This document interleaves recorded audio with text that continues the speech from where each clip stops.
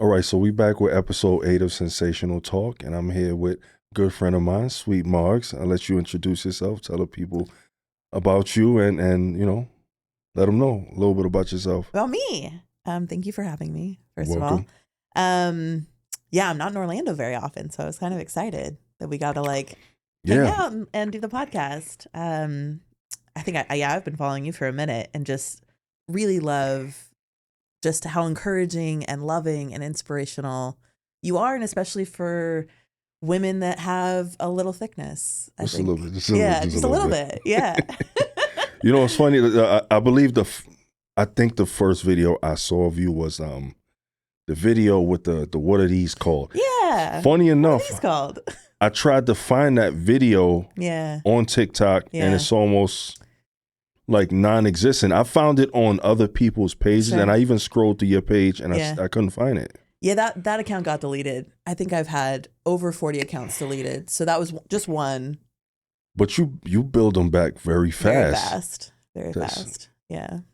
But it's like you're a brand already, so people already know to look for you again if you disappear. Yeah, and I've changed my name a few times, and that doesn't really seem to matter. I think just people are attracted to energy, and I think that like energy is going to attract like energy. That's true. So my people find me. So the first name you went under was what? SWEET.MARGS. SWEET.MARGS. And that was kind of like an homage to my grandma, Margaret, who was like just such a hussy. She was married 5 times. She had an affair on every single one of her husbands, including the pastor, several pastors. Jesus, I was like, Granny was in the streets. If I'm going to be an internet thought, it's going to be her, you know? I respect that. So I see there's another screen name you have. It's Bella Builds, correct? Bella Builds, yeah. Do you really build all the stuff in these videos? I do. Yeah. So my father passed away in 2020, and his dream was to live in a cabin in the woods that he built. And he just never got to live that dream. And I was like, I'm going to do that because we don't know how much time we have, you know? And so I found this cabin in the middle of the woods in Pennsylvania, and it was a 100-year-old cabin, and it needed the most amount of work. And I took it all the way down to the studs and then just rebuilt it. A lot of YouTube, like how to screw in a board. Then I watched the YouTube, and then I'm like, okay, now I can do that. So this is all self-taught. Yeah. I'd never used a tool until 2020. That's pretty amazing. I mean, I feel like YouTube is like a lot of people have gone to the University of YouTube to learn many things that they didn't really have to go to school for. Yeah, totally. Yeah, I mean, my degree's I got a degree in zoology. I did work in zoos and wildlife centers and did wildlife education for a while. And then, you make maybe $25,000 a year, maybe. Oof. It's below minimum wage is what you make. I was working 16 hours a day, and I mostly couldn't afford to feed myself, just ever. Yeah, you can't sustain life on $25,000 a year. I would eat like the food that places were going to throw away. Like that's how I would like feed myself. I would usually stay on people's couches. I just like couldn't make it. And I lived in LA, and so. Oh, that's hard. That's hard. Living in LA is about, I want to say the equivalent to living in New York. Maybe a little more. Yeah. I mean, probably comparable. Yeah, I would say pretty comparable. But like, just waiting tables at night and working at the zoos during the day and just like really trying. Yeah. So what was it for you that was the change in at what moment did you decide I got to do something else? This is not cutting it. I moved. I lived in a van in Australia for 6 months, and I traveled the continent. And I just really did a lot of soul searching then. Like, who do I want to be? Like, what's important to me? Like, what are some things that I value? And then how do I align myself to link up with those values?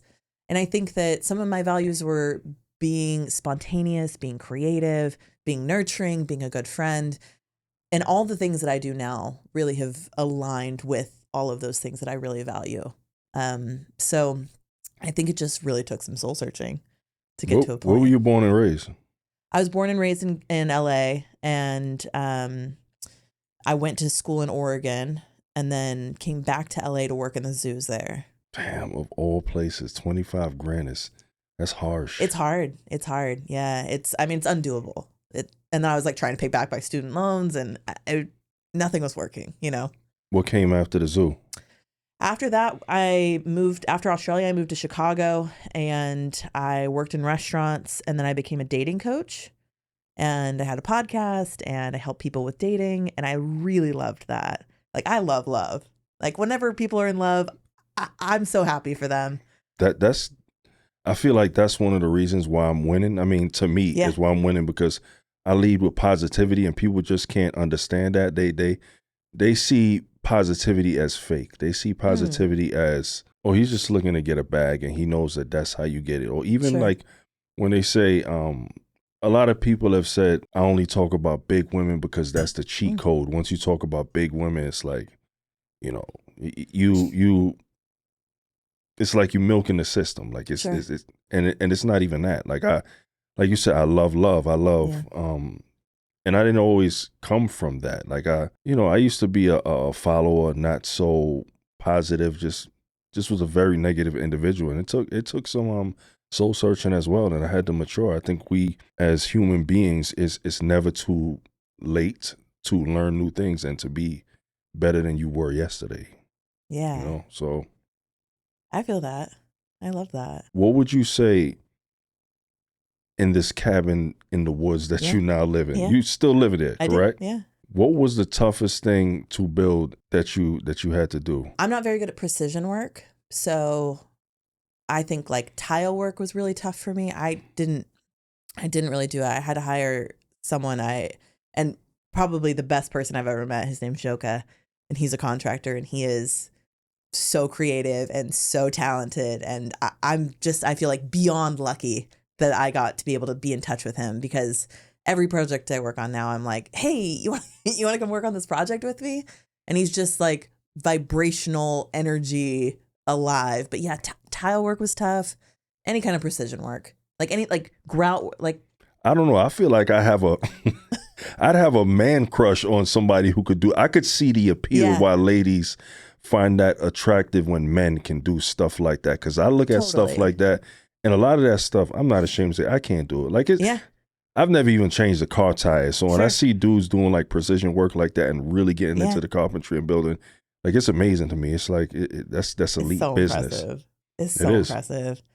Anytime someone's good at anything they do. Like I had my plumber is amazing. Like he knows all the pipe work. He knows everything. And I'm like in awe of every time he comes out. Anyone that does anything well, that like they know their craft. Like even going to the grocery store, if someone's like, oh, I know exactly where that is. I'm like, you know your store, you know your craft. Like that's exciting to me. You know what's funny? Funny you say that.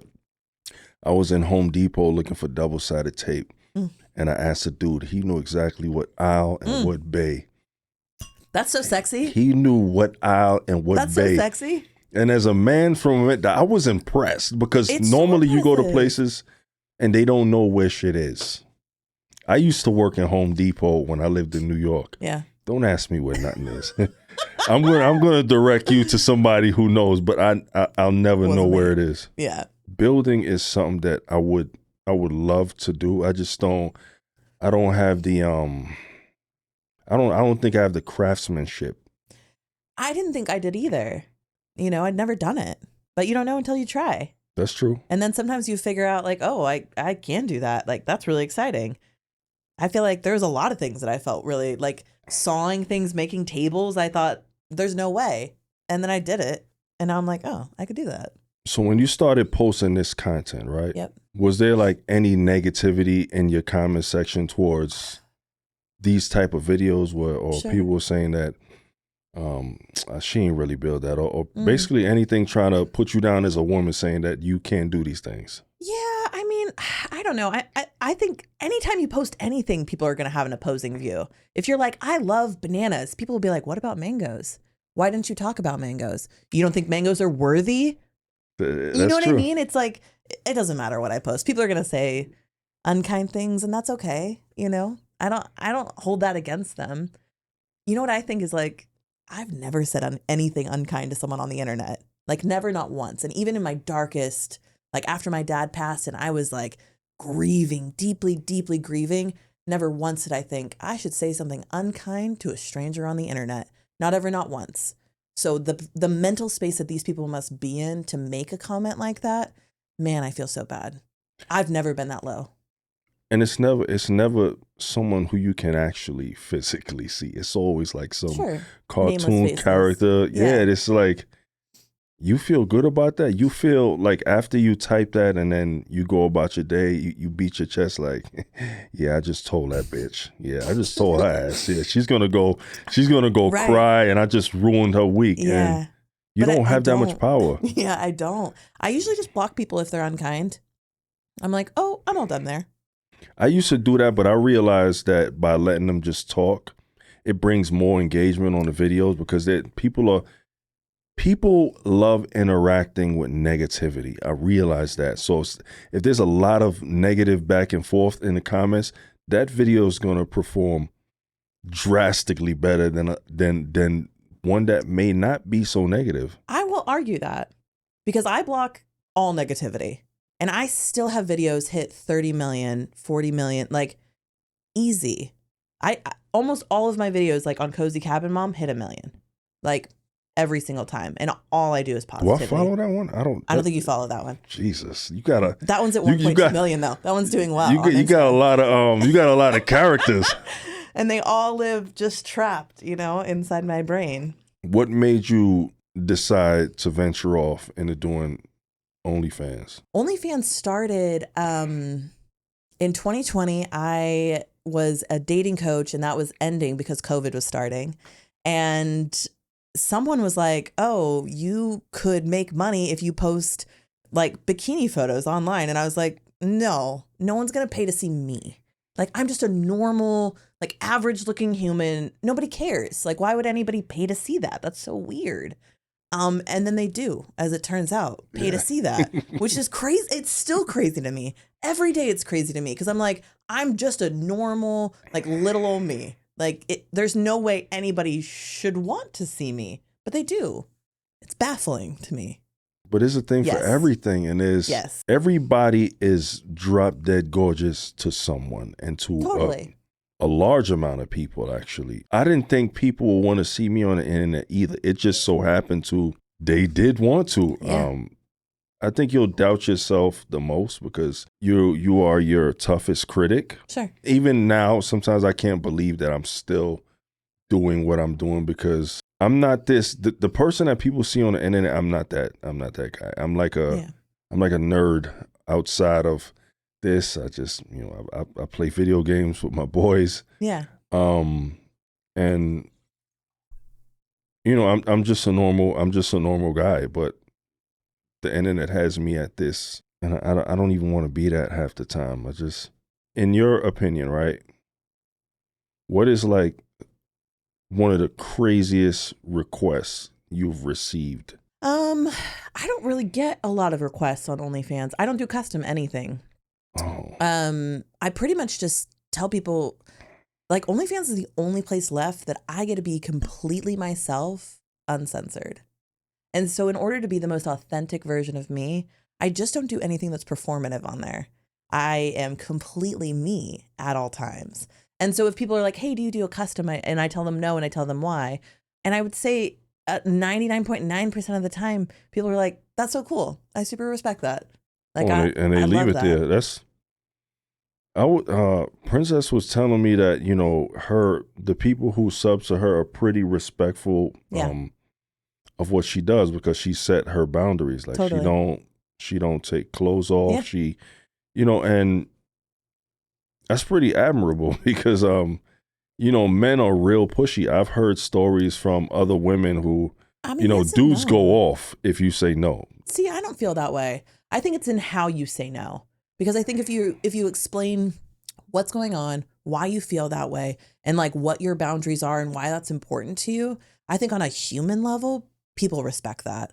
I think if you were like, no, I don't do that and that's weird, I think that if I heard that from someone, I'd be like, oh gosh, and like I might have a defensive reaction as well. But I think if you break down what their defenses might be, then they're going to have a better reaction. Like I've never had someone have a bad reaction or tell me that that's silly or ridiculous. Like everyone's been very on my side.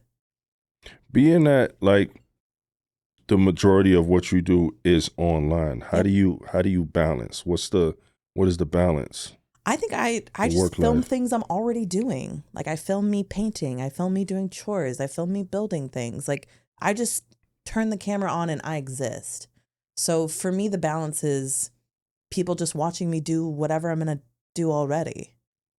Right, and it's different because like when you say you just turn on the camera and you it's basically like you vlogging your life. Yeah. Like to where me, I got to turn on a camera and do something, make something reactionary. Yeah. Like I'm not going to say what you do is easy, but I feel to you, it may come easy because you're just in your natural state. The camera's not even there. You're just doing what you do. Yep, exactly. Which is so nice because like I bake bread and I paint and like I have all these like hobbies and activities, and then people just watch me do those hobbies and activities. So ever since you started doing OnlyFans, no more zoo life, no more working for the zoo, no more bartending. I do volunteer at the wildlife center that's like close to my house, and I do that once a week. So I still take care of wildlife, and then I have a little bit of a zoo at my house too. I was about to ask you that. So you have some chickens. I saw. Was it a goat, a llama? It was a donkey. A donkey. I knew it was one of those things. Where do you get a donkey from? How much does a donkey cost? So a miniature donkey is anywhere between 2,000 and like 8,000, in that range. That's a wide range. It's a big range. It is. From 2,000 to 8,000. It's like a purebred anything is going to be, more expensive. And miniature donkeys are just that. Like they're purebred to be tiny, adorable little pets. They do live in my house currently. So you have chickens, you have a donkey, and what else? Two donkeys. I have two donkeys. Two miniature donkeys, yeah. And I have 4 turkeys, 21 chickens, 1 cat, 1 dog, a normal amount. You have a farm. I have a little farm. Where all these pets living? Like you? Most of them are outside. I mean, most of the chickens are outside. I have 1 chicken that lives inside, Olivia, because she's really there to help desensitize the donkeys to chickens. Because I do want them all to live together, but it's so cold right now up in Pennsylvania that they can't all be outside. So you getting eggs from these chickens? Yeah. And in summer, I'll get 20 eggs a day. You know what I never understood, and this may make me sound like an idiot. That's okay. Right? And I'm okay. We listen. I'm okay with sounds. So it was always my idea that when chickens, they lay eggs, like these little cuter chickens come out. Oh. So I never understood how when they lay eggs, how it is, how the eggs are not babies inside. They're not. And just. I have roosters though, so they are. So they're all my eggs are fertilized. So like if I did incubate them, they would be babies. But I don't incubate them and I eat them. Basically the eggs, not the chickens. The eggs, not the chickens. Basically it's like a chicken period, right? So like she has the egg and it's either fertilized or not. Most of them are fertilized because my roosters are real aggressive. But they could be not. Most of the store-bought ones are not because they're not in access to a rooster. And so, yeah, it's just an unfertilized period, basically, that you're eating. And what's the maintenance on a donkey? So donkeys have to be brushed every day. They do have to have their hooves cleaned every day. They eat like 3 times a day. I give them Timothy hay. Water changes every day. And then I just like shovel out they're in the basement currently, like in a little stall. You got a lot of kids. You got a lot of, that's a lot of babies. I hope to have a real baby at some point soon. That's a beautiful thing. I hope so. Yeah. What'd you want? I would love to have a girl. I just want to like a little mini me that I can take everywhere and do everything with and travel and. As someone who's had both, I would say the girls are a lot tougher than boys, for sure. For sure. But they're so cute. They are, but they're man. little baby girls. the little dresses. Yeah. And like, you know, I have emotions too, so I feel like I'll be able to navigate that. It's a big responsibility. Yeah. Very. Yeah, I feel finally ready. I'm 36 and I'm finally ready. You feel like you old? I don't feel old. I do, but I do feel like ready. I think in my 20s I was wild. You know, 'cause now technically like 36, you an old head at 36 for some reason. Yeah, it's a geriatric pregnancy technically. That's what they tell me. I'm okay with that. So you said you were a dating coach. Mm-hmm. How does one become a dating coach? How does one know Yeah, I just that they have the skill for that? One day that I was doing it, and I built a website that day, and then I just started telling people this is what I'm doing now. I became a certified coach much later, like years later.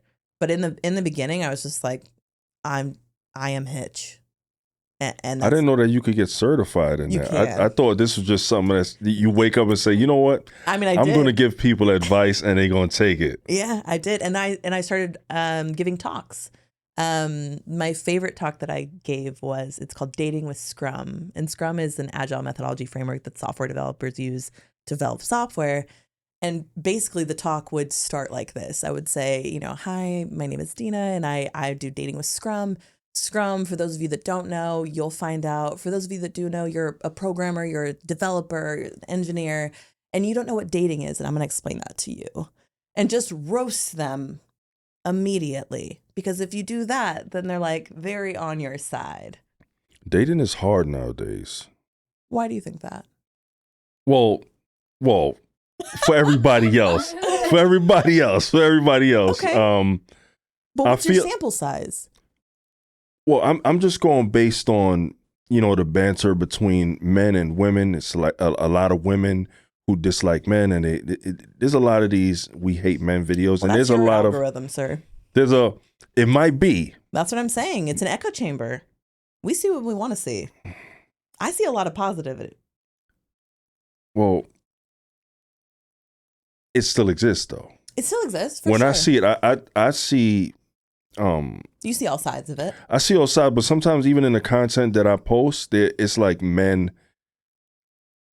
I don't want to say that they like men, but they just give off this energy like they can't tolerate women. And then I see videos from women that I've even, you know, stitched and reacted to, with women saying that oh, we don't need men for nothing. Sure. Which makes no sense to me. I mean, if you are a woman who is into women, then you don't need men. Yeah. But if you are a woman that's into men, saying that you don't need men is a little harsh. And women, the same thing. You know, men are the same thing. If you're a man and you say you don't need a woman, but you're into women, it makes no sense to me. I don't. Yeah, I think it's just people speaking from like a really wounded space, and like if you're wounded, sometimes the things that you say and think and feel are going to come across with that lens. And so I would say to them, to people that feel like they don't enjoy the other sex, even though that's what they're attracted to, I would say like soften into yourself a little bit. Like see where it is that you're feeling vulnerable and why you're feeling vulnerable, and explore those areas before you try to like engage again with the opposite sex. I see mostly people that are in love, mostly people having babies. Like my algorithm is chickens, people having babies, and people who love each other. I realize it's definitely what I don't know if it's listening to me or it's what you engage with. It's what I've liked and engaged with, because I have some people who send me cat videos all day. I don't see cat videos come up. So I'm like, where you seeing all these cat videos? I see so many. I don't see cat videos at all. I see a lot. And I've liked them. Send them over. I've liked them, so I don't know how I'm not getting any, but I just don't get any. A lot of times what you send people is what you get. So like if you're sending people things like, oh my gosh, this is so crazy, you'll actually get more of that. So you mean to tell me there's a whole world of stuff, of reels that I've never seen? Totally. I haven't tapped into yet? You haven't tapped into. There's a whole chicken saga that you've probably never seen. And it's so beautiful. I don't even want to tell you what I see on my reels. I'm not about to out myself and tell you what I see on my reels. I see cats. Okay. A few. Different kind of cats. Yeah. Not the kind of mostly cats female, you see. Female cats. Yeah, see, you picking up what I'm putting down.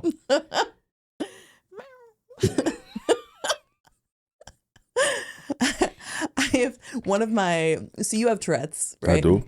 One of my like autism tics was that I would meow almost incessantly. And I thought I had Tourette's because I would meow a lot and I wouldn't be aware that I was doing it, but it's just vocal stimming. And so like I would meow in the hallway, in classrooms. Like I was that weird kid that just. You didn't know that you were meowing? I didn't know that it was happening until afterwards. Like I'd be like, oh wow, I just did that. Was it like an attractive meow or like a? No, just like meow. You know, just like a normal. That was pretty good. That was pretty good. No, yeah, I've done it a few That times. was pretty good. That was. I've done it once or If twice. I had my eyes closed, I would probably think that I was an alley cat. No, yeah, I could do a whole range. That's impressive. Pretty That's not only can you build, but you can meow. And juggle. That's my other skill. I could juggle two things. Oh, only two. I've never Can you been do it able in to one figure hand? out. Two in one hand or no? No. Oh. I've never seen okay. you trying to show off right now. I'm not. Here you are. You're I'll trying teach to you. show off. Yeah. I don't get how people do three because Yeah. I try to. It's a math thing. Like there's a mathematics to it. I'm not good in that. So that's probably where I went I wrong. I did competitive math games for the state of California as a child. How did you fare? That was that TISM. Oh, I got first place every time. Oh. Yeah, no, it was like See, showing off real again. strong. Okay. Yeah. A show off, Ari. Okay. But I couldn't read. I couldn't read till almost 5th grade. So like, you know, we all have strengths and weaknesses. True. Math was mine though. I loved math. I was like, this makes sense. That meow was on no, point. it's Wow. Whether or not you could get into this, right? When you started doing OnlyFans, right? Was there ever a point where you were dating? Okay. Yeah. So the second part of this is, did you have to tell, well, you never have to tell, but did these people know, and did they give you a fair shake knowing that this is what you now did? Oh yeah, I mean, I was really honest. I mean, I think I put it in my dating profile. What I did. I always think honesty is the best policy, because if you just say like, this is everything I am, then it's like that, back to that energy thing of like, you attract to you the person that is on that same frequency. So if you're like, oh, this is what I do for a living, this is my job, I don't think anyone's ever been weird about it ever. Normally they want to create content with me, which is fine, but only if we've been dating for a while, because I don't want to have like a continual stream of just new faces. It's too strange for me. Right. So hold up. The guys that you dated, Yep. after a while, they wanted to create content with you. Yeah, totally. What kind of content? I mean, because Yeah, mostly sex scenes. Yeah. I don't understand how one can just come and jump on the bandwagon like that and say that. Yeah. Because I don't think that sometimes you just don't want to do that if that's not your forever person. For sure. And the internet is forever, you know, and so Mhm. I do have everybody sign an agreement, and you know, it's dated. I have pictures, I have them with their photo ID. Like, I'm very serious about consent. Like, Hold up. my consent. Contracts? I have very serious contracts because I want them to know what they're getting into. I want them to read it. I want them to understand it. They're on the internet forever. Whether that is on OnlyFans or whatever it goes on, I want to know that they know what they're signing up for. And so no one's ever had a problem with signing it. If they didn't want to sign it, then I'm like, you don't want to do it, and you shouldn't do it if you don't want to be contractually obligated to have that be viewed wherever, you know? So let me rewind a little bit. If you were dating a guy and he wanted to do content with you, Sure. he would have to sign a contract Yes. before he did that. Yes. Well, I've never heard of that. Yeah, 100%.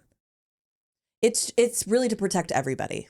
Like, I want them to know what they're getting into. I want them to sign saying like, yes, I recognize what's happening and I'm here for it.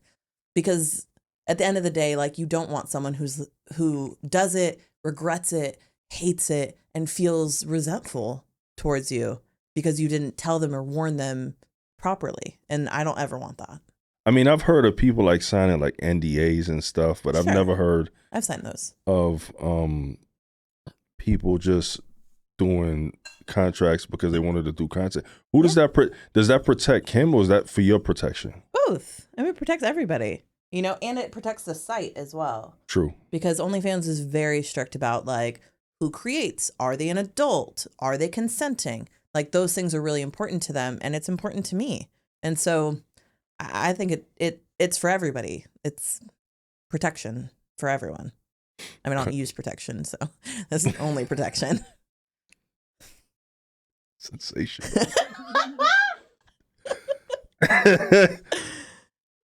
I'm gonna take a sip of this. Especially because I'm trying to have a baby now, so it's like just cream pies from here on out, which is my favorite. So I'm very excited about that. Like this content that I've been pushing out lately has been just so delightful. And I take my prenatal vitamins, and I'm like, any day now. So you really trying to go for the gusto on this one. You really trying to. Yeah, and I hope to keep creating content through my pregnancy. I think pregnant women are so beautiful. Pregnant content is definitely a thing. Yeah, and it's so pretty. There was one once upon a time in my life where I ventured on the internet and looked at these things like, oh, okay. It's real pretty. I think it's so pretty. So yeah, I hope to contribute to that. It's weird now when I hear things now that when I used to hear as a youngin', I had no understanding. Like when I used to hear cream pies, I think of Little Debbie cream pies. Like the didn't know that was something a bit more vulgar term. Yeah. Who comes up with these terms? I don't know. These things are they're good though. Yeah. Yeah. Cream pies. Huh? Oh, okay. Well, all right. Do you have any regrets becoming a content creator? I wish I would have gotten into it sooner. I didn't really know it existed. I didn't have social media really until 2020. And it was like a stranger online that was like, you should do this. And I was like, okay, stranger I've never met. But yeah, I mean, my first time really posting on Instagram was 2020. And that account has since been banned, but multiple since. How you getting all these accounts banned? I don't know. I don't know. I think that sometimes I cross some lines. You know, I like to figure out where the lines are and then just keep kind of habitually line stepping. Yeah, a little bit. Like I just tiptoe over the line. I feel like a lot of the women who have, you know, create like similar content, they're always getting banned. Yeah, it happens. It's just part of it. I mean, that's why we have 10 backups. You know what I mean? Like, I can't even tell you how many accounts I have. Probably 20. Like, I don't know. I have no backups. If I go, I'm gone. And that's happened to me. And my very first TikTok account got to 4 million within the first like 2 months. It was wild. And that ain't fair, man. That got banned. Y'all women got the cheat code. Y'all do. Listen, I don't even want to hear it. Banned. You know what I mean? So it's like, it's not sustainable. Like that one got banned in its 3rd month. And I was like, whatever. Realistically, if we're just being real, some of the stuff we both know TikTok can't handle that. No. And like, I can't wear shorts ever. I can't wear a bathing suit ever. That's because you thicker. If it was somebody else, yeah, it may fly. If there's less skin, you know what I mean? And they have less skin on their body. I have a lot of skin on my body. And so like, there's a lot of skin showing. No shit. Right? No shit. And so like, of course that's going to trigger flags. It's going to trigger, you know, the AI to be like, settle down. And I'm like, eh. You know, when I saw that video of the, what are these called? I mean, it already like went super viral, but when I looked at the video, I'm like, there's no way a video like this could not go viral. It's just, it had too much. It had too much this in it. I'm like, where are these women getting these dresses from? And do they wear underwear with these dresses? No, not ever. I mean, I don't wear underwear unless people are paying for underwear. I sell quite a bit of underwear. And so like, if they want to buy them, it's $150 a pair and I'll wear them for 24 hours. That's the only time I wear underwear. So that video that I had stitched the other day when y'all was doing the A, B, C, D, right? All of you had on like that. I don't even know what that dress is called. The underwearless dress. The double high slit dress. Yeah. Yeah. How is that? How does that work in the real world? Because it I would work in the real world. It doesn't. It it's just works at content houses or at your own home. But I could imagine one little breeze and it's like we have to edit that out. I mean, I've seen all of them. I can imagine. I'm like, oh, vagina, and I just, oops, just cut right here. Who makes that? Where you girls get that from? I edit everything. So is that an Amazon dress? Oh, TikTok, Amazon, Shein, Fashion Nova. Is it Shein? I don't know what it's called, man. I hear people say I say Shein. Yeah, Shein. Some people say Shein. Shein, I've heard that too. I don't know either. Know. I feel like whatever you want it to be. It doesn't really matter. I try to order something from there, and it's just not what I. For you? Well, not that dress. No, not that dress. That dress wouldn't. That dress would look great on you. You don't think? It might be a little short. I would probably try it for content. I would probably up to here maybe. I'd do it for content. Tall. Yeah, you should do it. I'm not sure what it would look like, but it'd be cute. So speaking of content, right? You girls do a lot of collabs, like we do a lot of collabs. Collab houses. Yep. How chaotic does it get? And is there ever any? Not chaotic. I don't want to say drama. No, I mean not with me at least. So let me just out myself. Not with me. Not with me. Part of my autism is I don't read social cues, so I don't think there's ever drama. People have to explain it to me later if there is, which is cool. But for me, there's nothing. There's just everyone loves everyone, and we all get along. And I would say every content house I've ever done, it's been really beautiful. Like the women have been beautiful and so like full of like energy and spirit and just loveliness. I would say that's the only time that content comments where people are unkind that really bother me. Like if they're unkind to my friends, that's so hard for me. And they are. And they are. And if they're unkind to me, I just block them and I don't care. But if they're unkind to my friends, it hurts my feelings. It really does. All the women in that video, every single one have negative comments. Yeah. Under their videos, every single one. Yeah. And all of you are shaped different, so it's not like they're making fun of bigger girls, skinnier girls, because there's all flavors in there, and you all are getting hammered still. Not in the way that you probably want to be hammered. Right. But, exactly. Like, give me the good kind of hammering. What is this? It's like back to what I said about bananas and mangoes. It's like, it doesn't matter what you say. It's like, there's always going to be someone that has a differing opinion and they're going to feel the need to voice that. You think there's ever going to come a time where men actually realize that women are good enough? I think some men do. I think, I think a lot of men do. I think that they like women. They want to date a woman. They feel passionately about them. I think there's a very small minority that's very loud about disliking women. And I don't think that's the minority or my majority at all. I really don't. I need that cat algorithm then, because I be seeing a lot of negative shit. Yeah, I think it's because you interact with it. Like you stitch it or, you have something to say about it. And that's all of Instagram's job, is to get you to feel some way about it. So if you feel upset about it, then it's done its job. You know what I mean? So when all you women are in the same house, because most people would say, and sometimes you see it, that, a lot of women are always catty with each other. But you said it's actually the complete opposite. Yeah. So you girls do well with empowering one another then. Totally. All in the house. I would say it's so uplifting. Like all we do is love on each other. And like, it seems like a fun time. I think it's so fun. I love collabs for that reason. And specifically this group that I'm coming down to see in Orlando, it's like the group chat is delightful. It's people just saying how they feel, how they think, what they need, what their desires are, what their dreams are. And just all of us rallying together to be like, yes, I see you. I feel that. I want that for you.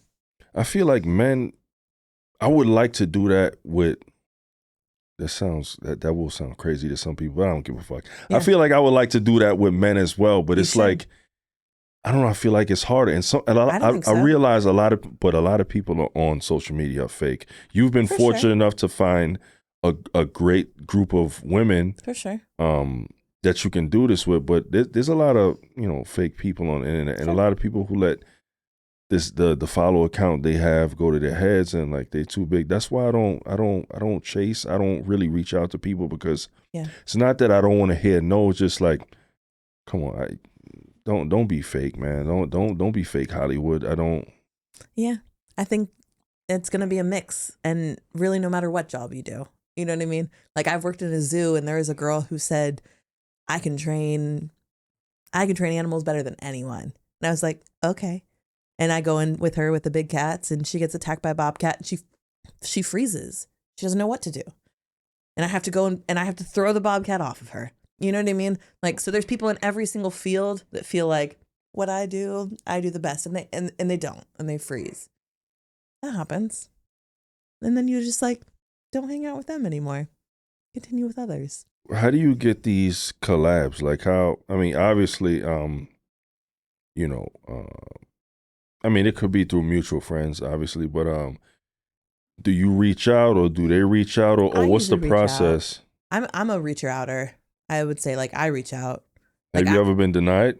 I'm sure I have, but I honestly, if they have, I don't remember or I don't know what's happening. Like if they're like, oh, I'm busy. Like I'm like, oh, they must just be kind of busy right now, but they really want to see me later. Like I have it's like, I don't recognize social cues. So I just think everybody wants to see me. I didn't even know that you were autistic. That's pretty cool to learn, man. Like when you see someone online, you really don't know their stories. Has being autistic, how has that affected you in life or in what you do currently or in anything you've done? I think it's been really helpful for me, especially. I think a lot of people that do social media are, and maybe just don't know it yet. Possibly. Yeah. Because I think the more people that I meet and I talk to about autism, they're like, oh, I feel that, or I do that, or I'm somewhere on that spectrum. And I'm like, I know. Like, I know. I think it's been helpful in that I don't hear haters ever. Like I don't hear the criticism. I don't hear haters. I just exist in my like little bubble and I feel good all the time. I feel like that could be to your advantage. I think so. Crazy enough, maybe me just being a little ignorant, because, my nephew and my granddaughter, but they don't really speak. And when I look at you and I listen to you and you tell me you're autistic, it's like, this woman is like fully functional. So it's like I want to say like a different strand or a different, what would you call it? Well, it's a spectrum, right? Everyone like lies somewhere on the spectrum, but I didn't talk and I didn't read. I think I was almost 6 before I started talking. So real late. And I didn't read till almost 5th grade. So I think there are some, well, I'm reading a book on autism right now, and it talks about how there's this over connection. So because there's so many synapse connections in our brain, there's the over connection of wanting everything to be all the things all the time. And it gets so frustrating for our brain. And so that's, I think, what it was. Like, I just wanted everyone to understand what I was thinking and feeling and not able to vocalize that, which happens to a lot of autistic people. But we're all somewhere on the spectrum, whether it's like you're not autistic at all or you're super, so like somewhere. And you could have a million different traits that lead you somewhere. I know there's definitely a lot going on with me. I mean, I have Tourette syndrome, but it got to be something more. So I don't know, man. I don't know. There's probably some ADHD in there. There's probably definitely a little lightism in there. It's definitely all jumbled up in my brain. But, we're somewhere. Everyone's somewhere. I mean, I feel like it's a part of what makes me, me. I used to be really embarrassed about it. I mean, even now as an adult, I still do sometimes because, sometimes I'm in public and I try to control it just to seem normal. Yeah. But it's really hard, man. And it's like when you shake up a soda and then when you finally open the top, it's like, so I'm in public and I'm holding in it for so long. Yeah. When I get home, like I'm going crazy. Yeah. Like I was like, what the fuck is going on with him? It's like, I don't know. Sometimes it's hard on the people who you love when they see you like that. No one wants to see you like my wife was crying the other day because I was having this tick where I was biting my lip, and I was like, damn, they bit my fucking lip off, and Yeah. It I was had to scary. wear a mouth guard Sure. for a while.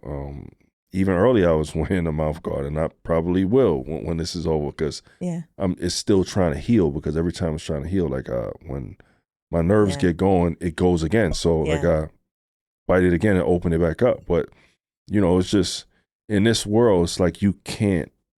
It's hard to be you. Some people have it easy, but it's for me, being who I am and how I grow up, I never want to have anybody look at me like I'm less than or weak. So I try to hide it. But why? Who cares? I don't know. You know what I mean? Like, I don't know. People look at me so silly, and I'm just like, I'm gonna exist exactly as I am. Yeah. I wish I had it like that. No matter what, they're gonna say something. True. You know, you're a banana and they want you to be a mango. I'm going to say something. It's bananas and mangoes. Bananas and mangoes. I need you to be a mango. And it's crazy. It's such a crazy thing that someone else needs you to be something different to fit inside their little box of their idea of you. It's so silly. That's true. Sometimes it takes one a little longer to find themselves than Sure. others because of, society, man. Like, I just feel like I'm in a box. So. Sure. I mean, you don't need to be. That's true. But again, I'm probably not as brave as you. I don't know if I'm brave or if it's just the tism. Honestly, I just don't see it. Like, I don't see boxes. I'm like, oh, people are just people. I don't know. Everyone's so different. That's like, I'm boxless. and that's crazy to me. Like, I wonder how you are able to do that. And I always wonder what it would be like to not have the urge to tick. Like, I don't know what it feels like. I think it's not having the urge to tick. I think it's like the urge to tick is exciting. You know what I mean? Like, my intricacies are weird, but they're exciting to me. Like, I like that I'm weird and I'm different and I do weird things, and all of that is fun for me. So it's not, I don't need to stifle it. Like, that's not the need. The need is to just radical acceptance. Like, all of you is beautiful. Like, everything that you do is beautiful, and you love all of it. And that's what I try to push with people. But people don't, for some reason, they don't see beauty in a lot of things.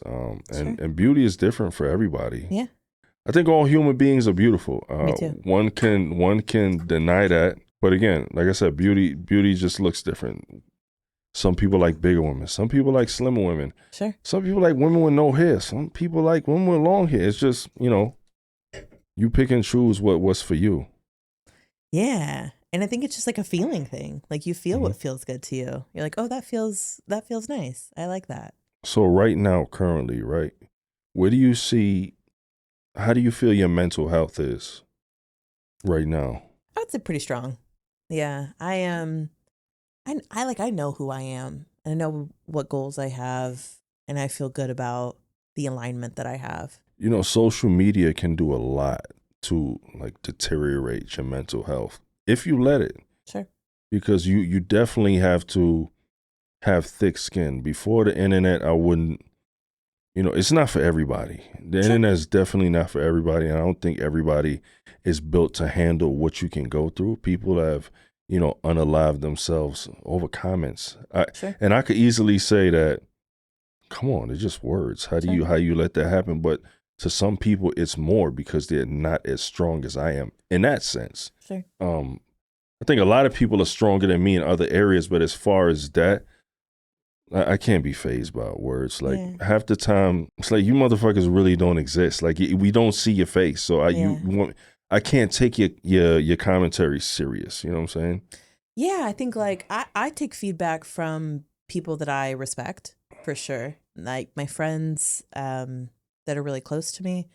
If they say, what you're doing doesn't align with who you are, I would take that pretty critically.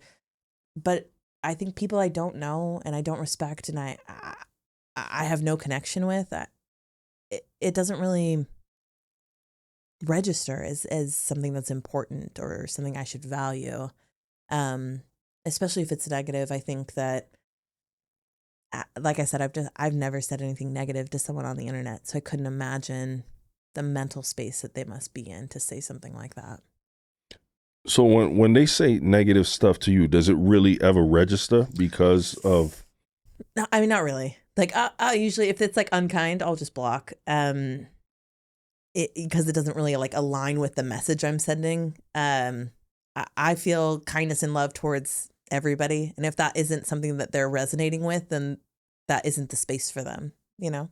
What do you feel keeps a relationship healthy? I think it's turning towards the person.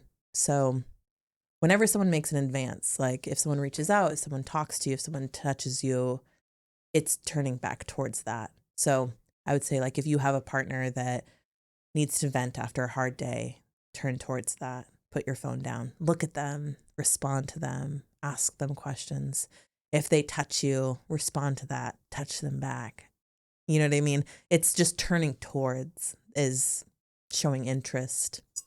Those are like the highlights, I think. I feel like, too, life has changed in the way we do things. I feel like people don't communicate the same anymore. Like what? Like back in the day, and I sound old saying that, but back in the day, people used to talk on the phone. Sure. Now people will be quick to say, you know what? They'll talk on the phone for like 30 seconds and be like, yo, let me text you right back. Huh. There's no more. I mean, you may have not experienced that. You may have, but it's a thing, and we live in a text world now. I call everyone. I talk on the phone. Different, man. I'm different. You're different. I think we create the realities that we want to live in. I do. I think, like, I call people. I do not get off the phone. They're like, let me text you. I'm like, no, let me talk to you. Yeah. I'm here to talk. Well, there needs to be more people like you, because a lot of people don't want to text. Well, like, you be let me that, text though. You be that. Just, if you want to talk, you want to talk. Like, nah, take Well, up certain space. people have to be talked to. Certain people, I feel like certain people, we could just keep it at text, depending on who you are. Sure. But certain people, we have to have a conversation. Like if you're my best friend, I can't be. I think sometimes, and I think this is for you as well, that you might find it difficult to take up space because you're so big that you already feel like you take up space, but taking up people's verbal space feels like too much of an ask. And that's not true. That's not too much of an ask. Take up that space. You deserve to take that space. I don't think I've ever heard anybody say that to me. Sorry, take a drink. Yeah. Take up verbal space. I've never heard that. So you down here in Orlando to do a content house, right? Yeah. With 12 women. 12 women, yeah.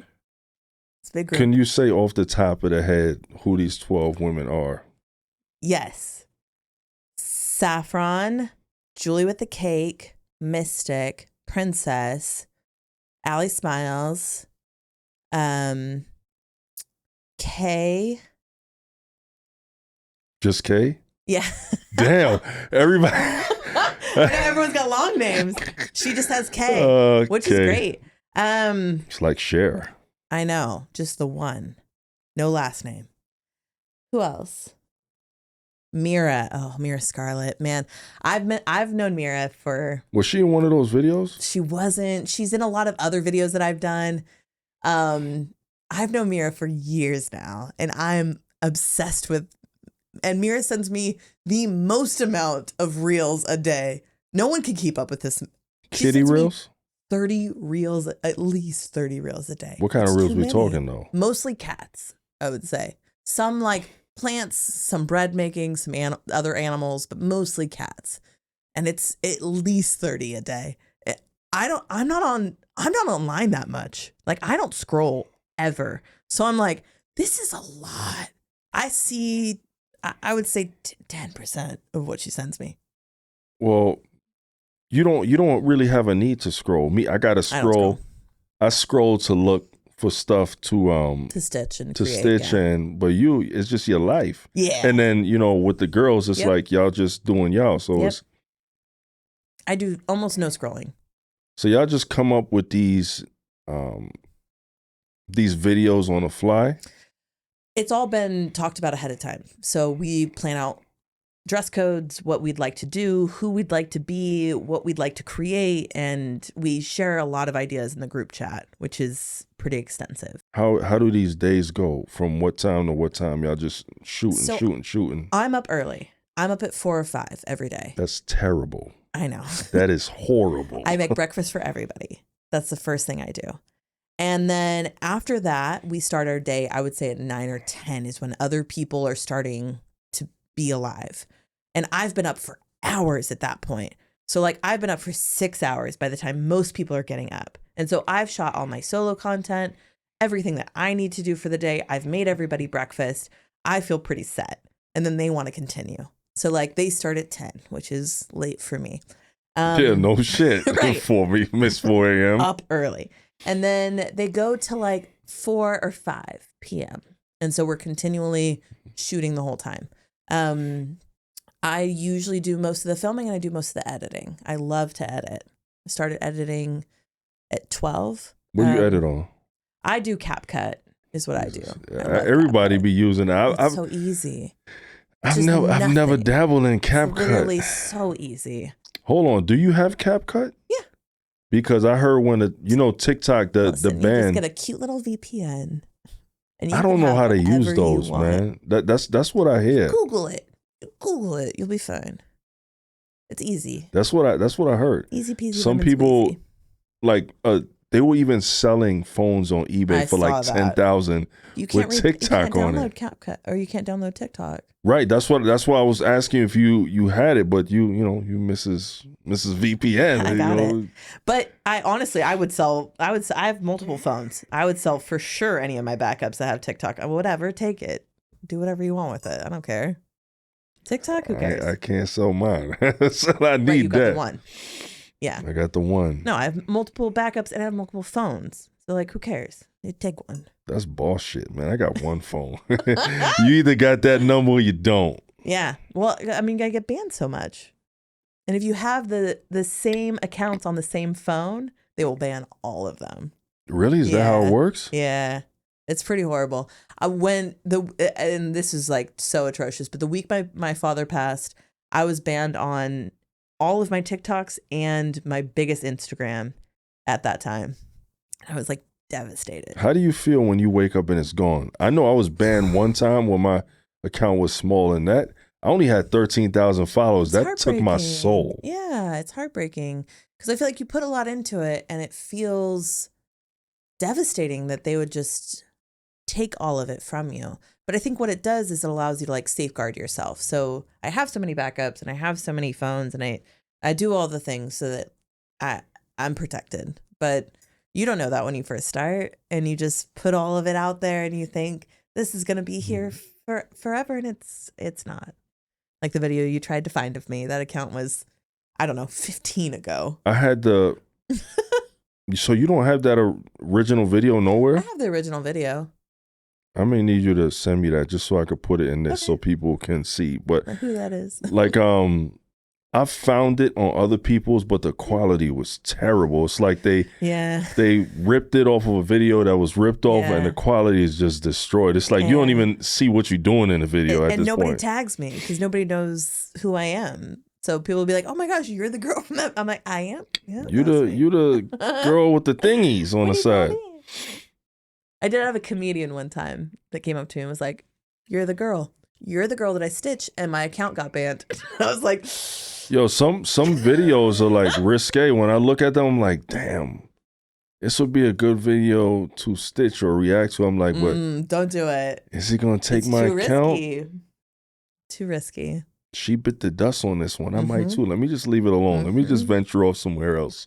Too risky. Well, you girls are shooting for like what, 2 days straight? Yep.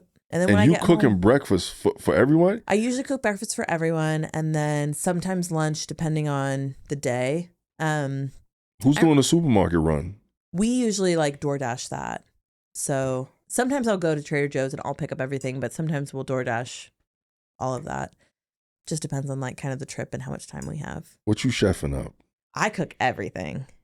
For breakfast, I like to make avocado toast. I like to make breakfast tacos. My wife loves that. I hate that stuff. Yeah, it's basic woman stuff.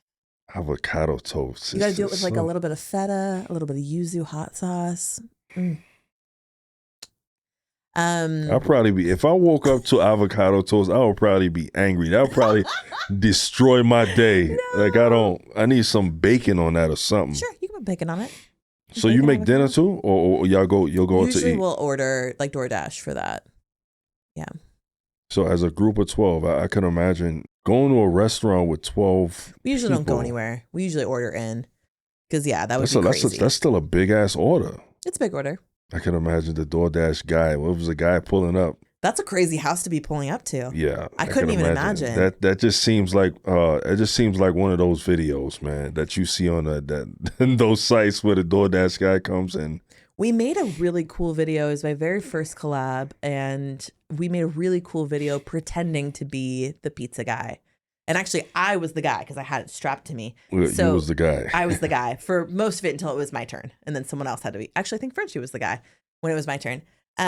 Because we all had to pretend, and that was like probably one of my favorite like silly videos that we've done, and I loved it. Y'all never order food and all of y'all answer the door? No, it's usually one person, whoever's clothed, the most clothed, will answer the door. So y'all just walking around bare in the house? Mostly, yeah. I mean, especially me, because like I would prefer. I was raised in like a very nudist household, and so I prefer to be naked pretty much at all times. I have to put clothes on to film content, like film for Instagram. I have to put clothes on for that. But most of the day, I am naked. Women get away with stuff that men just cannot. Like y'all could just walk around the house or get dressed and change your outfits in the same room and compliment each other. Dudes just really not doing that. I don't see me like, in the locker room after the Like, basketball nice calves, game, bro. like, yo, your balls, they there, man. They yo, why you didn't tell me you shaved your balls like that? I like the way they look. See, now, if you look at your friend and you see she got a nice like Brazilian wax, you're like, wow, that looks good. Who did it? Yeah. I'm not going. Yeah, it's not the same. It's true, because like my friend Allie Smiles, she is growing out this like beautiful bush right now, and last time I saw her, I was like, that is so beautiful. Like I love how you've like shaped it, and I just think that's so lovely. But yeah, I guess men don't do that with one another. No, I can't compliment my best friend on his bush. I mean, I could. Yeah, you could. However, I don't want to. I don't know who would feel more awkward, him or me. Like I don't. Now that I'm thinking about it, how could I even, because you want to be supportive of anything your friend is doing, but I can't. Yeah, you don't want to start with pubic hair. I'm pretty sure if something happened, right, like with your boob, and like you go to your friend, yo, can you check this out? I feel like it's something I can't. If something happened to me, if I slept with a girl, I can't pull my pants down in front of my boy and be like, yo, does this look normal to you? Check this out. Well, but see, I can. feel like I do a lot of that for especially people on OnlyFans, because they send me pics. And so I'm like, oh, okay, like this is what I see going on. And I'm not a medical professional, but I will let you know if I'm like, oh, hey, I see something that doesn't look like things that I've seen before, and maybe you should get to a medical professional to check that out. Like what? Like if I see something that looks like maybe an unusual sore or a cut or something that I think is just out of character from what because I see a lot. I mean, I would say I see at least 10 to 20 pics a day. So like at this point, the volume that I've seen, the gamut really of every different shape and size and color and everything, right? And so I think I've seen like what is normal and what is not normal and what is interesting and different, but totally fine. But there's things that I've seen that I'm like, oh, that doesn't look great. And not just like aesthetically. I think most penises are actually very pretty, but aesthetically, it doesn't matter. Like physically, is there medically something wrong with it? And I absolutely would refer them to someone. Wait a minute. So these people are just sending these pictures. I'm thinking that they sending it to you because they see something wrong with it and they want you to check it out. They're just sending it like, all free willy-nilly, and you just so happen to see that something looks off. Yeah. And I think it's because my imagination is that they probably don't send it to many people. Like they're not sending it to their friends. They're not like, hey, Sensational, check out this dick. What do you think? Right? They're sending it to me and then probably not many others. And so if I'm one of the only people that's seeing it and I see something that maybe is wrong, I'm going to say something because I feel like that's my duty. Funny enough, I've had a fair share of dick pics sent to me. Really? Yes. Interesting. Why? Do they think Because- that you like men? Because there was a time once ago when I would make like borderline questionable content, Okay. but it was like I did it in a funny way, so it gained me, you know, an audience within that community. Sure. I've had all people from all walks of life follow me, and I appreciate that. Following is a following. I don't judge. Yeah. But because of that, I think they may have thought that, you know, I may have dabbled, and some people have even DM me and asked me if I was bi, and I would question, like, why would you think that? Oh, because this video you post, you said so and so, and I'm like, oh, I just did that, you know, as a video. And then sometimes people could take offense to that because I never do anything from a malicious, you know, standpoint, and because of that, you know, I've had people ask me to rate their man units. Yeah, I do that all the time. And I don't know. So it was a little strange to me, but I'm like, oh, okay, that's not for me. But great package. You're gonna make somebody happy one day. Yeah. And I just never thought that I would be the guy on the receiving end. Sure. So I kind of understand how women feel when they just get like unsolicited. Yeah, pics. I think unsolicited is one thing. I usually request it, and there is like a fee for it, right? So, like, I'm compensated for like my take on it. But honestly, like, I don't know. I just think all bodies are beautiful. I think everyone in every shape and every size and every color. Like, I just think everyone's pretty. I don't know what that is in me, but like, I've never looked at someone and been like, oh, that person is more pretty than this. Like, if I get to know someone, like my best friends, I think they are the most gorgeous people I've ever met in my life. Like, that you couldn't convince me otherwise. Like, I think they're so pretty, like more pretty than anyone in the universe, if I know them. So that's big. I think for me, it's like a soul thing. Like, if I know you and I see your soul and I get to like experience that, like, man, that's so pretty. What do you think you would be doing right now if you wasn't doing content? I would be doing some sort of content. Like I did a podcast before when I was a dating coach and I was doing talks. I would be doing something like that. I love engaging with people. Like, that to me it's fun, and everyone's so different, and there's so much energy and vibrations, and like all of that I feel like gives me life. So with being a dating coach, being this knowledgeable on the area, how has dating been for you? Because one could assume a dating coach, they have the keys. They have Sure. they have all the answers to what is required. So how has dating gone for you, knowing that you? I think that's like a little bit of misconception. So like, as a coach, I think you have all the answers. Like, I don't think I have any answers. I'm here to help you discover your own answers. Like, I think you're the expert at your own life, and I'm here to help you like unlock that. So I don't think personally that I have the answers. I think you have the answers on your, like, you're the expert at your own life. But as far as dating for me, I love. So dating has always been fun for me. I like first dates. I like second dates. I like long day. Like, I like everything. I would say my favorite dates are when we're playing like games. Rummy Cube is my favorite game to play. What is that? Yep. So, which is why it's my favorite first date I've never game. heard of that. Exactly. Most people have not. Rummy Cube? Rummy Cube. Yeah. My German grandma, Oma, taught me how to play. And so every single guy that I teach the game to, that I've gone on a first date with, I teach him the game. And how well he listens to me, how well he plays the game is actually very important to me. And he might not know that, but I know that. This game in particular. Mm-hmm. So he has to know how to play this already, or you teach him? He has to listen to me explain how to play the game. Okay. Explain to me how you play the game. And if he can't listen to how the game is played, he's definitely not going to listen to me in other aspects like lovemaking. And that's not going to go so well.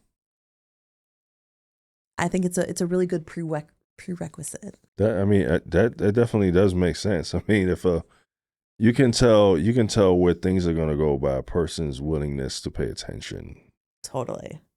Like it can't be, oh, she's just yapping right now. She's saying something I don't want to hear, so I'm not gonna really pay attention. But when she starts talking about, being in the bedroom, I'm all ears. So it's, if you've ever played like gin rummy with cards, it's like that, but with tiles.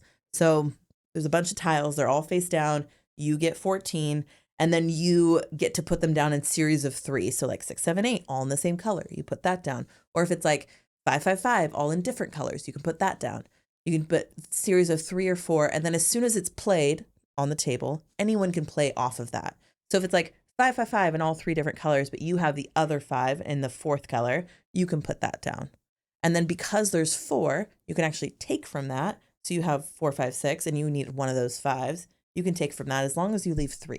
Where you get these tiles from? I have all the tiles. Yeah, but where would someone like me get them from? You go. They sell those? Yeah, Rummy Cube. Yeah. I gotta look that up. I'll send you the name. Rummy Cube. I've never heard of that. It's delightful. My favorite game. How do you feel about sleeping with someone on the first day? Yeah, if the vibes are right, for sure. Yeah. You don't think that because a lot of people look down upon that, like, sure, a lot of it's people, it's the worst thing you could do. A lot of people feel a lot about a lot of things. I just do whatever feels good at the time. It definitely has to be a vibe. Yeah. And if it's not, then I don't. I don't know. I've never felt pressured to sleep with anyone. Like if I want to do it, I will do it. If I don't want to do it, I just don't. I've never been sexually assaulted, which I'm like one of 7% or something that's never been sexually assaulted. I've never felt pressured to sleep with anyone. I just do what I want to do at all times. So that's a beautiful thing. Yeah. Most women won't go through their life and not have an event like that occur. Totally. That's very rare. I have like survivor's guilt because of it. I'm like, that's so sad that it's happened to so many people, every single one of my friends. I feel like every woman I've talked to now, with the exception of you, like have all had a story. Me too. It's just wild. It's like, wild. I don't think men understand. Like when these things come up on my feed about women who say they're tired of men, or there was this whole little week or maybe like a couple weeks where women and men were going back and forth about who would you rather be in a forest with, a bear? Yeah, I've seen that. But when I turn on the news, even as far as yesterday, it's like I see so many men harming women, so Sure. many husbands unaliving their wives, Sure. unaliving their fiancés, Sure. unaliving women who are just strangers, random attacks. So Sure. I can understand. I can understand. I can understand why it's hard, and women are the same thing who are being assaulted, like sexually assaulted. It creates this trauma and something that you guys never recover from. Totally. If you go through it. And as far as like choosing the man or the bear, man, bears are so strong. I had a bear cub one time, and I was a wildlife biologist, and I've restrained, I've restrained many animals, like coyotes, foxes, whatever. Like I'm very good at restraining animals for wildlife education, wildlife medicine, whatever it is. And I got a bear cub, and I had Kevlar gloves on, and I thought I could do this. I could restrain a bear. It was a cub. It was a baby. not a full-grown bear. I got this. And as it turns out, I don't got this. And it was real dangerous because he got away almost immediately, and he booked it across the room, and I had to dart him so fast. But it was intense, and like, there's no way. They're so strong. They're so strong. You've lived an interesting life. I lived a lot of lives. You lived a lot of lives. Yeah. What do you feel is like the lowest point you've ever reached in your life, and what was that like for you? That was after my dad passed. My dad was my best friend. He was my world. We talked daily about everything, like anything that I was thinking or feeling or wanting, or just any facet of my life. And my dad was, man, he was the coolest. Like he was so hands off. Like very, very young, he was saying things like, "This is your vessel. You get to decide what happens to your vessel." anything you put into your body, anything you take away from you, like this is your vessel, like it's yours. Like I have no opinion over what happens to it. And I think, man, that's so empowering and it's so beautiful. And when he passed, it was the most devastating time of my life. Oh, you say you're a daddy's girl? Yeah. Yeah, my mom passed away when I was 2, so I didn't really ever have her. So it was really just like him. What age you say your father passed away? How old were you? I was 32. Oh, so you lived a lot of your life with your dad. Yeah. So when he passed away, what did that do to you mentally? Where did that take you? I mean, I was deeply grieving and I was like very depressed. I went to Taos, New Mexico. Have you ever been there? It's like northern New Mexico. Hell no. No, okay. I don't be going nowhere. No, you don't be going. Okay. So Taos is this town. It's in northern New Mexico near the Colorado border, and they have earth ships, which are made from recycled materials. So it's just earth, basically. These like adobe earth recycled bottle homes. And I stayed in one for a week after my dad passed, and I went into town the very first night, and a guy that I sat next to in a coffee shop, I was talking to him about my grief. He said, "Do you want a big bag of mushrooms?" And I was like, "Sure, stranger I just met. I would love some." And so he's like, "Great, follow me back to my apartment," like every good horror movie. The one you eat or the ones, the other ones? The magical ones. Ah. And so I did. So I went back to his apartment and got this bag of mushrooms, and I was like, what do I owe you for this? And he said, "This is actually just part of your journey. Like you take this." And I did. And I took mushrooms for a week straight in this earth ship in the middle of the desert. And I, during the day, sobbed hysterically, diving into the grief, and then meditated for hours afterwards every night. And I think fully immersing myself in that grief, I was able to work through it and past it and be on the other side of it. What is the experience when one takes mushrooms? Like, what is it? Like do to your brain? What is the high of that like?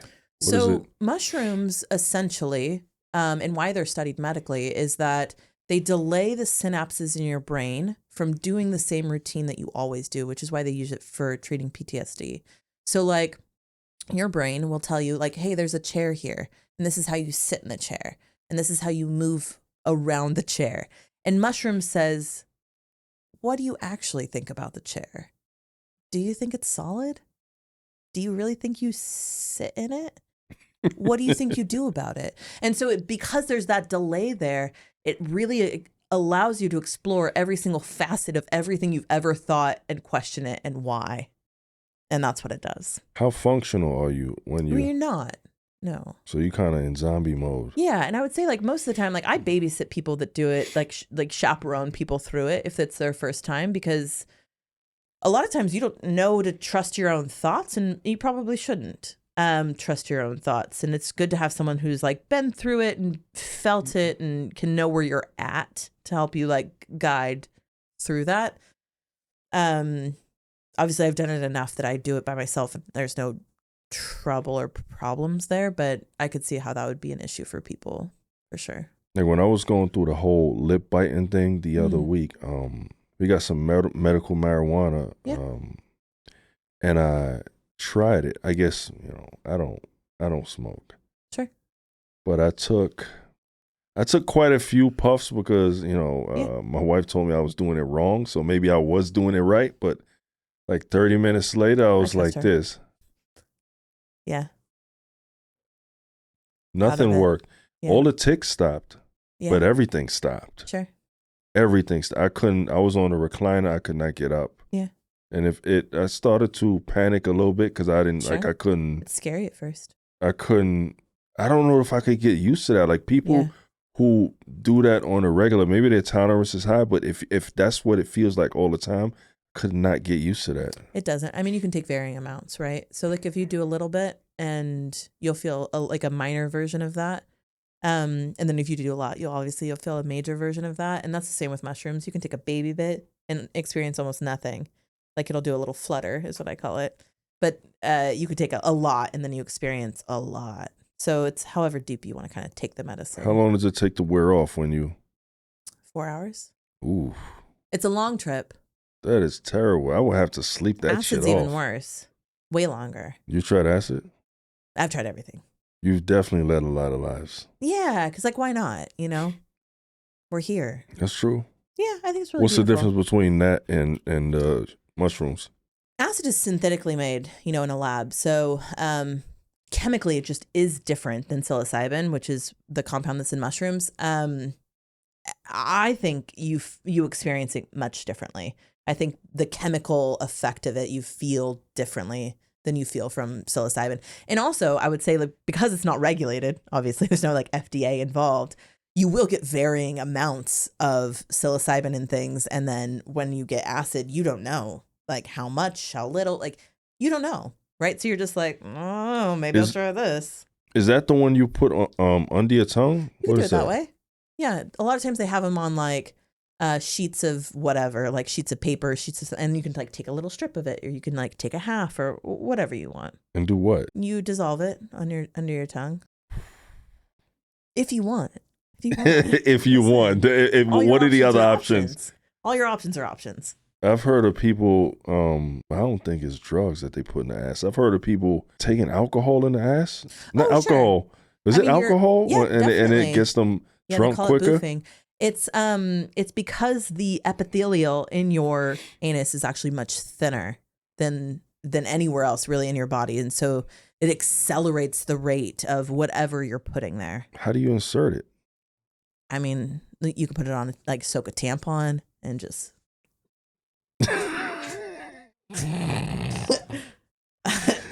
Well, you could get your boy to do it. I mean, you got friends sending you pics. They probably have some ideas of how you could get it inserted.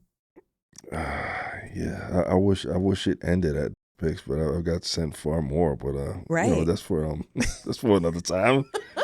What is the craziest picture you've received?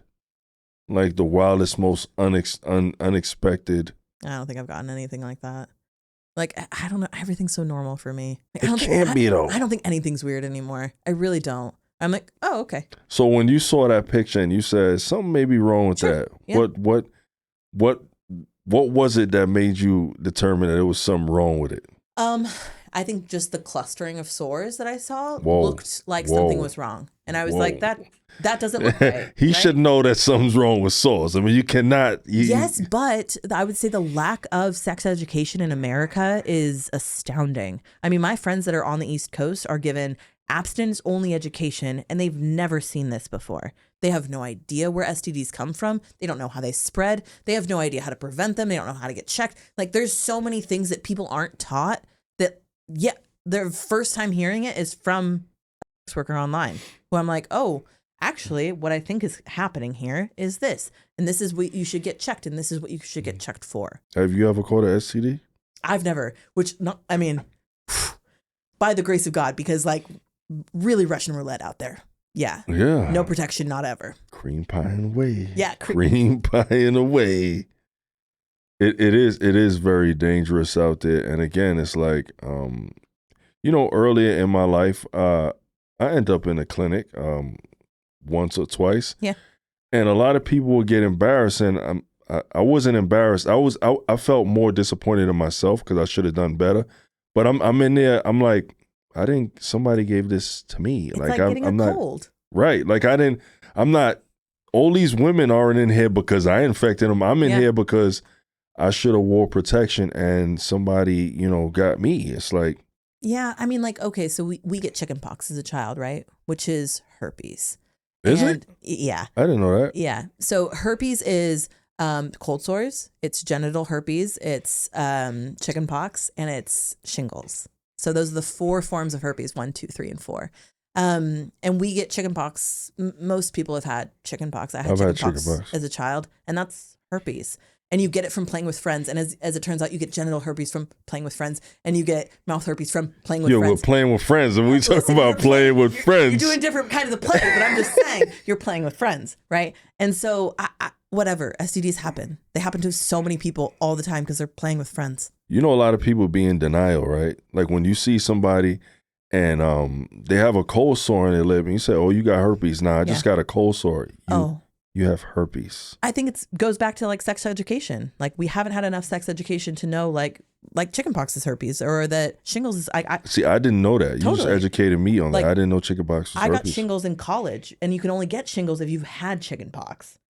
And so like because you've had one form of herpes, another form of herpes happens, and usually it happens to much older people, like people in their 60s, 70s, and 80s. But I got it at 19. I feel like they said, I don't know what the statistic is, but it's like 1 in 4 have herpes. Genital herpes. Yeah, I think it's 1 in 3 now. Wait, it's genital herpes? Yeah. I thought it was just like the cold sore shit. 1 in 3 have cold sores, which is simplex 1.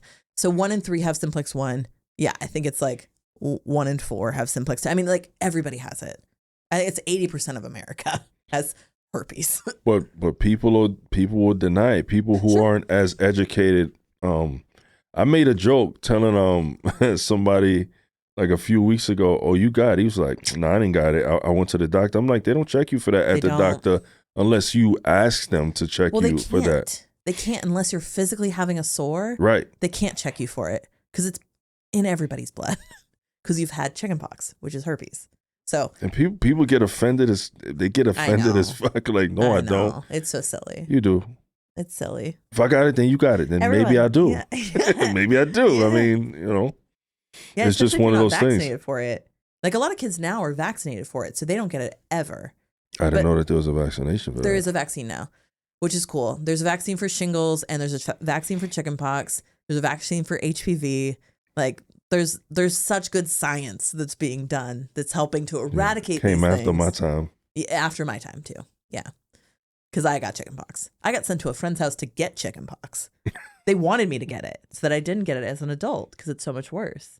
Kills people as an adult to get chickenpox. The more you know. As a kid, I had it when I was small, so totally. I guess got that out the way.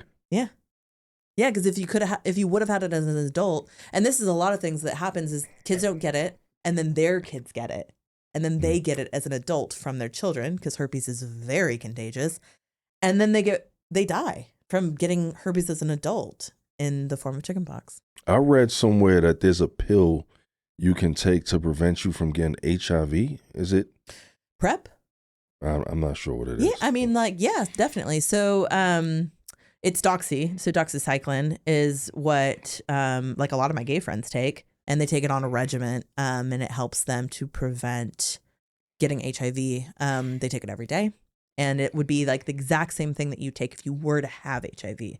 So basically, they're treating themselves as if they already have it, and that way they prevent it. It's so scary how much stuff is out there, and you could.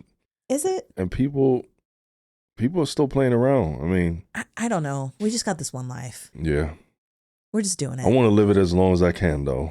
Sure. I don't want to exit out of here. But it'll happen at any time, and you don't know. You don't have any control of that. It could be a car crash tomorrow. We don't know. Look what happened with the airplane. Totally. And I saw that. I saw a young man. His wife text him, "We're landing in 20 minutes," and then he showed the news reporter the text in his phone. He kept texting his wife.